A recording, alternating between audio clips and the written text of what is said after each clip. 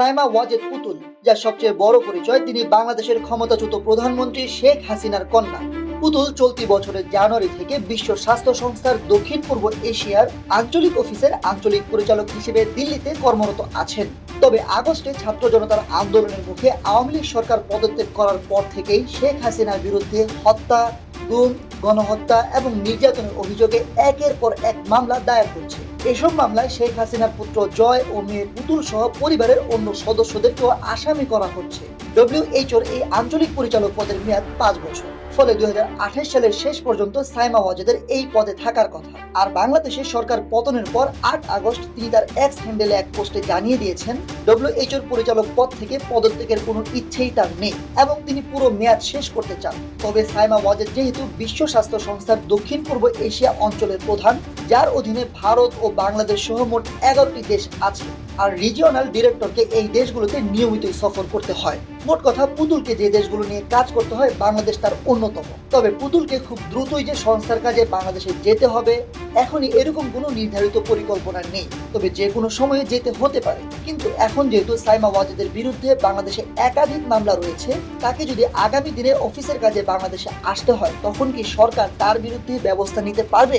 জাতিসংঘ বা তার সহযোগী সংস্থায় কর্মরত ব্যক্তিদের সুরক্ষা নিশ্চিত করার জন্য একটি আন্তর্জাতিক কনভেনশন রয়েছে। বাংলাদেশ সহ সদস্য সব দেশ যে সনদ পালন করতে অঙ্গীকারবদ্ধ।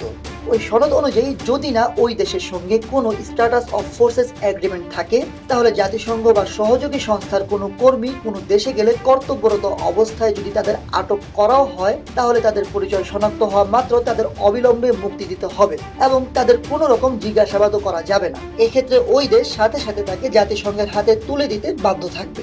এখন প্রশ্ন হলো, ডব্লিউএইচও রিজিওনাল ডিরেক্টর হিসেবে সাইমা ওয়াজেদ যদি আগামী দিনে বাংলাদেশ সফরে আসেন, তাহলে তার ক্ষেত্রে সরকার কি ভূমিকা নেবে? তখন কি তার বিরুদ্ধে মামলাগুলো উপেক্ষা করা হবে নাকি দেশের আইন অনুযায়ী ব্যবস্থা নেওয়া হবে?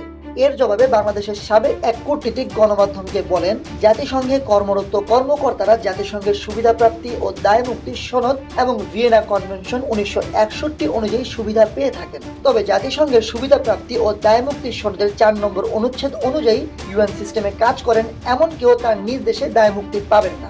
যেহেতু সাইমা ওয়াজেদের বিরুদ্ধে মামলা হয়েছে, ফলে তিনি ডব্লিউএইচওর হয়ে এদেশে আসতে পারবেন, কিন্তু নিয়ম অনুযায়ী সুবিধা পেলেও দায় মুক্তি পাবেন না বলে জানান তিনি। ভারতে আন্তর্জাতিক সম্পর্কের একজন বিশেষজ্ঞ পুতুলকে গ্রেফতারের বিষয়ে বলেন, বাংলাদেশ সফরে গেলে সাইমা ওয়াজেদকে গ্রেফতার করা হবে এই আশঙ্কা একদম শূন্য। তিনি বলেন, এর কারণটাও খুব সহজ। জাতিসংঘের হয়ে বিভিন্ন দেশে শান্তিরক্ষীর ভূমিকায় কাজ করতে বাংলাদেশের হাজার হাজার সেনা সারা পৃথিবীতে আছেন। বাংলাদেশের সেনা সদস্যদের জন্য এটা খুব আকর্ষণীয় একটা অ্যাসাইনমেন্ট। জাতিসংঘের একজন কর্মকর্তাকে আটক করে বাংলাদেশ এই সম্পর্কটাকে ঝুঁকির মুখে ফেলবে বলে মনে করেন না তিনি। ফলে ধারণা করা হচ্ছে, অন্তত যতদিন পর্যন্ত সাইমা ওয়াজেদ পুতুল বিশ্ব স্বাস্থ্য সংস্থার দক্ষিণ পূর্ব এশিয়াতে আঞ্চলিক পরিচালকের পদে আছেন, ততদিনের মধ্যে তিনি সংস্থার কাজে বাংলাদেশ সফরে এলেও তার গ্রেফতার হওয়ার আশঙ্কা একদম নেই বললেই চলে।